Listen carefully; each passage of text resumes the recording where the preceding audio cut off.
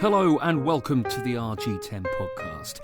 In the year 871, King Alfred and his brother King Ethelred fled to Twyford to escape the Vikings after the Battle of Reading, crossing the River Loddon.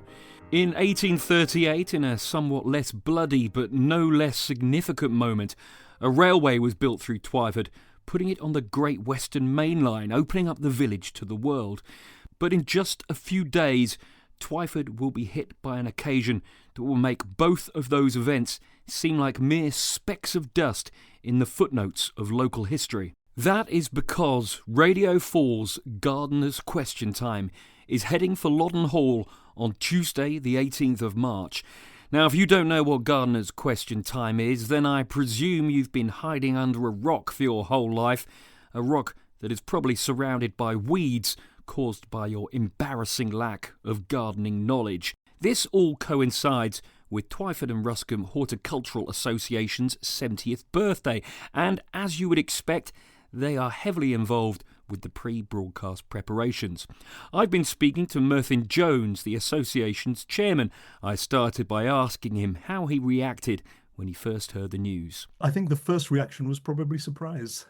I have a feeling that we might have applied several times before in the past and perhaps not got it. I can't be sure of all the history, but rumours have it that we did apply in the past a few times. So perhaps surprise initially, but delight and a bit of fear as well about how we're going to do this. What's the preparation been like? I presume the producers are in touch with you quite a lot, or do you just kind of let them get on with it? What's the deal there? Well, first of all, the first big rule is we have to make the event open to the whole community. So this is not just for the members of the association only. So we are trying to promote this outside of association members. Then, of course, so the promotion of the event is very critical. But then, of course, you've got to arrange the hall. And Loddon Hall, in Twyford, has been extremely helpful. So the BBC or its producers, as you can imagine, have needed a lot of documents. And I'm sure that's par for the course with this kind of event. And Loddon Hall has been very, very helpful to us, actually, in arranging all of that. So there's a lot of admin, unfortunately, involved with all of it. But we're now at the stage where I think most people in the community have heard about it. Those who are interested, will come along and buy the tickets. And we have around 220 spaces available. So have you ever been to a GQT at all? Not live. Like most people who only heard it on the radio. So I presume you were a fan already. Well, I think most of us, as you can imagine, in an association like this, probably are. It's an institution. I think it's probably one of the longest running programs on the radio. 1947, I looked into it. It's been going to. Is that right? Yes. Yeah. An audience of 2 million. So it's quite a history, isn't it? Quite a history. And actually, listening to some of the episodes, I mean, some of the gardening associations do get them in on special anniversaries. So what we're doing is not that unusual, I think, getting them in on our 70th. The questions come from the audience. Have they started along that process yet? Do you know? Yes. So we have a template for a ticket. On the ticket is a space to enter your question, if you have one. That's put into a box, and they literally draw questions from the box to ask the panel. And the people who ask the questions will be sitting at the front. So before the program starts, they'll be drawing the questions. Now, I suspect there's some selection, because if you had, 10 questions about potatoes or something, I'm sure they'd be picking others out so that there's more interesting variety of questions. But it is literally a lottery on questions. And the panel has no prior knowledge of the question being asked that evening. No prior warning of the question. No prior warning, thank you, yes. So do you have a particular, have you been thinking of any questions that you can ask the team? No, I haven't yet. But I understand that the panel likes to be challenged. So, they want difficult questions. So let's talk about the association in itself. If you could tell me a bit about the activities, the things you get up to. Yes, so we have around 400 members. And well, first of all, we have a Sunday store, and this is located next to the GP surgery in Twyford.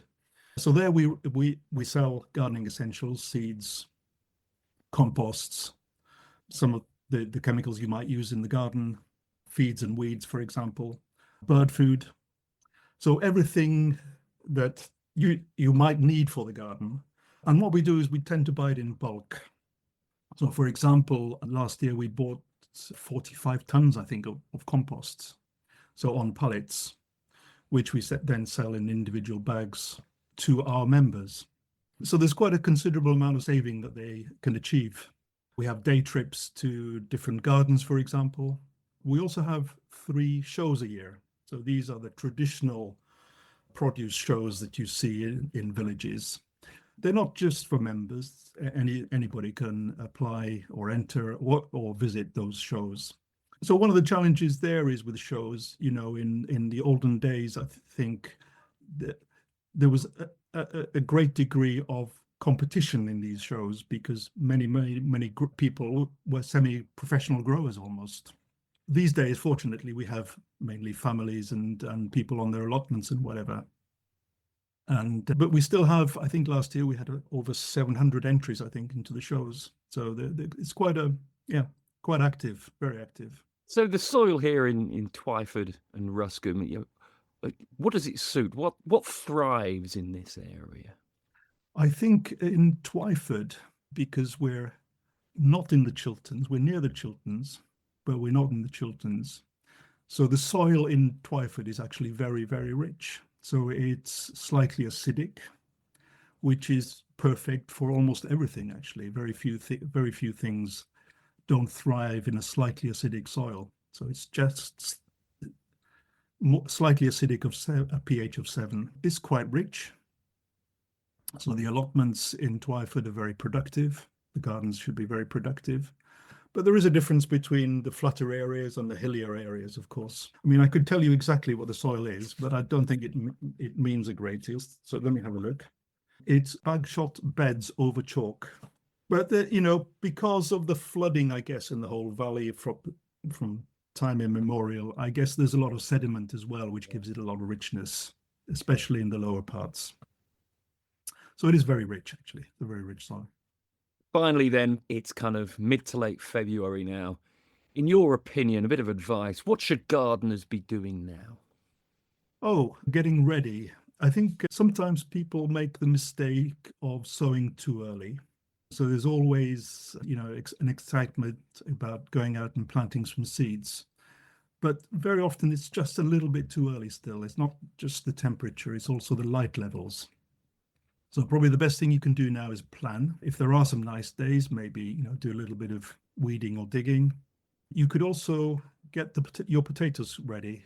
Chit your potatoes. So chitting is a term for getting the little shoots on the end of the potatoes ready. So you gain 2 or 3 weeks if you chit the potatoes, get the shoots in the eyes of the potatoes to grow about 2 or 3 centimeters long. Yeah, so don't rush it because, it's still very cold and it's still quite dark most days. That was Myrddin Jones, chairman of the Twyford and Ruscombe Horticultural Association. And if you want to find out how to get tickets to the event, we'll post a link in the episode notes. Thanks for listening to the RG10 podcast. We'll be back in a couple of weeks reporting from the 2025 Twyford Together Community Awards. So look out for that episode when it becomes available. Goodbye.